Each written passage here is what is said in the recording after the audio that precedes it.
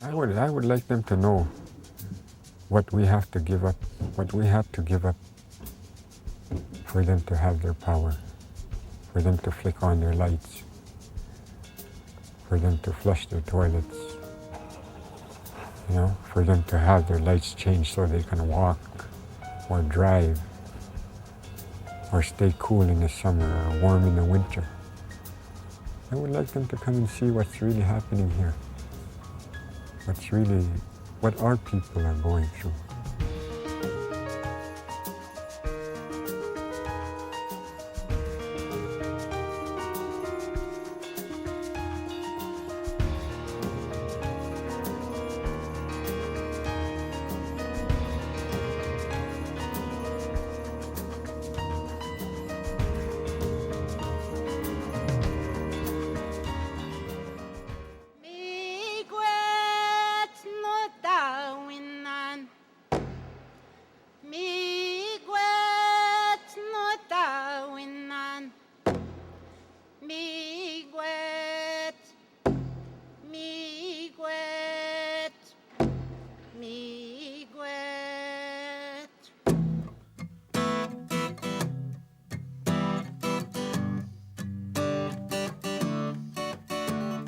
This was a beautiful lake, and it was a top whitefish industry in the 60s and 70s. A reliable, low-cost, robust hydroelectric system which produces renewable energy. It doesn't burn fossil fuels that add things to the air that we don't like. But we've been introduced, we've been subject to change that nobody educated us on.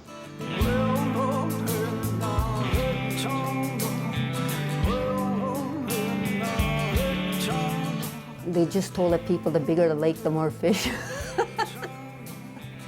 Honestly, like it was just a bunch of lies, and to this day it's still a bunch of lies. People lived all over here, all over the shorelines here, all over. Both sides of the shoreline. It was nice. Are we boating right on top of where houses used to be? Yeah. It was quite a big community, to see all this stuff that people lived there. A lot of houses here too, but they're not. Most of them are down the water, all over and across.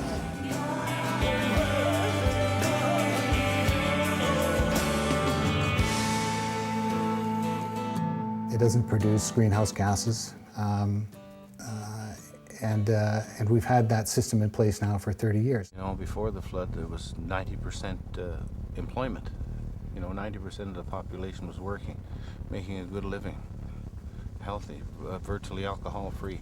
Then all of a sudden, this flood takes place, and this short time later, it's totally turned around. You've got 90% unemployment now. You know, so where do you look? You got to look at that hydro project. That's what done it. My brothers and sisters stand next to me, telling me you're not alone.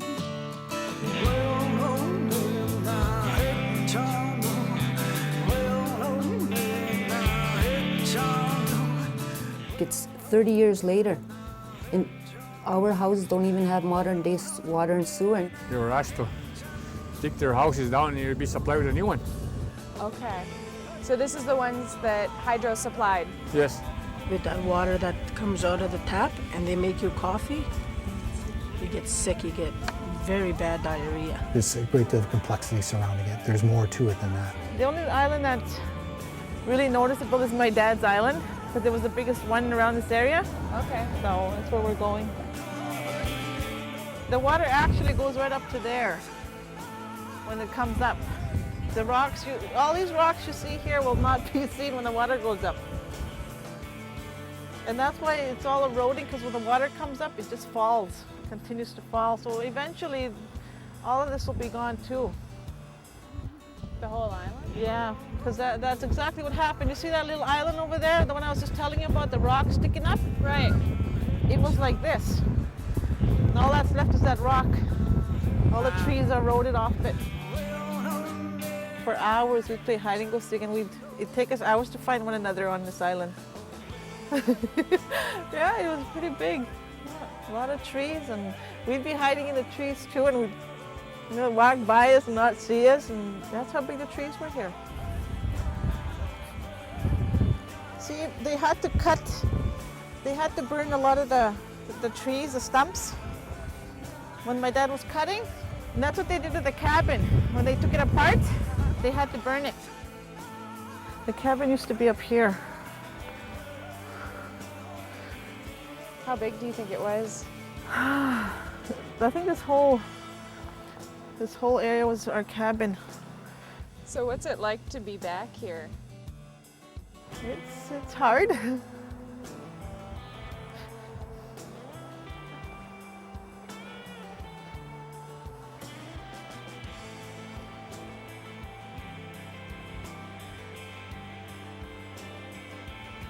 It's hard.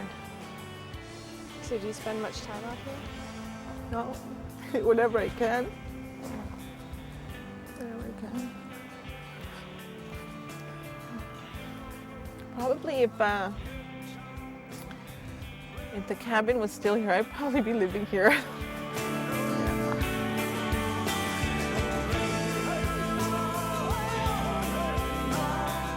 I think in building those stations, we failed to realize, even though the studies had been done at the time, that we would have the kind of impact on the First Nation communities that we did. We've had to compensate them, which is the only other means that we have, which is monetary, to try and put money in those people's hands to make their lives better, or to specifically compensate them for a fishing loss, for example, or a trapping loss. We consider ourselves fortunate. We have further hydroelectric resources in the northern part of the province that can be developed economically and with minimal environmental impacts, so we're looking to develop those resources. No matter how minimum, they say there's going to be minimum damage.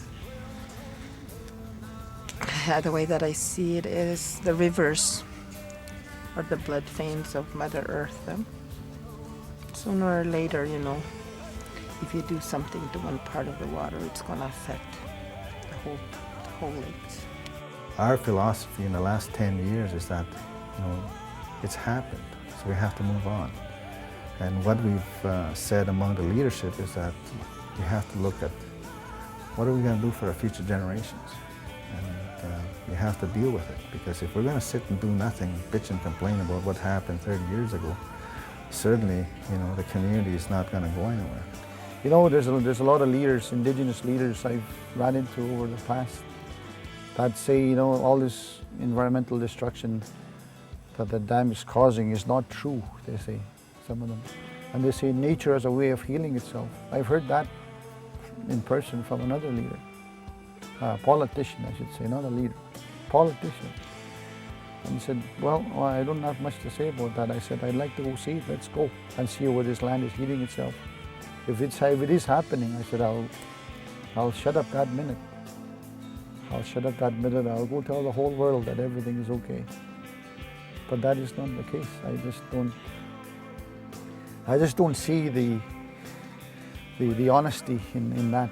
We have enough resources in Manitoba to meet our needs here until about 2020, but we can develop some additional hydro resources in the meantime that we can use for export purposes to make money for our subscribers here to keep their rates low. And we think that's a reasonable thing to do, and basically I think the province agrees with that approach. So that's our goal, is to start getting the benefits out of our natural resources, whether it's minerals, whether it's water, whether it's the trees, The feeling of togetherness is lost somewhere along the way.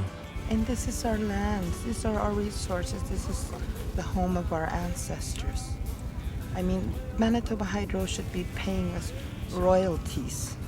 In here we're paying them an arm and a leg just to get electricity for our homes. Nobody trusts each other anymore. There's so much secretness going on. Yeah, our people have always been close people. And then to let something like this come and divide our people. It's sad to see my people, my relatives, when I walk, to see them staggering down the road, crying, not well, our children dying.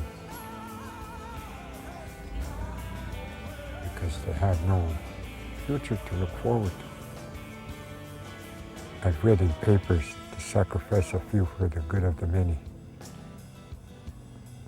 I don't think that's right.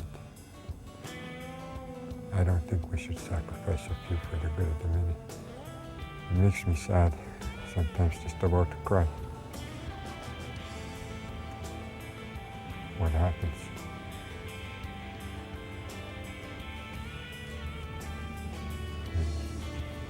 That's it.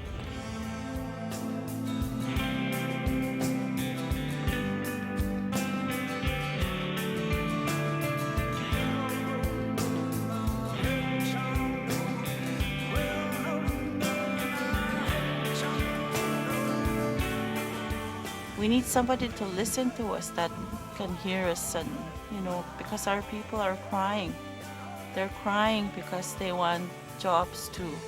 They're crying because people want resources, so we can live the way you live, the way you enjoy those things.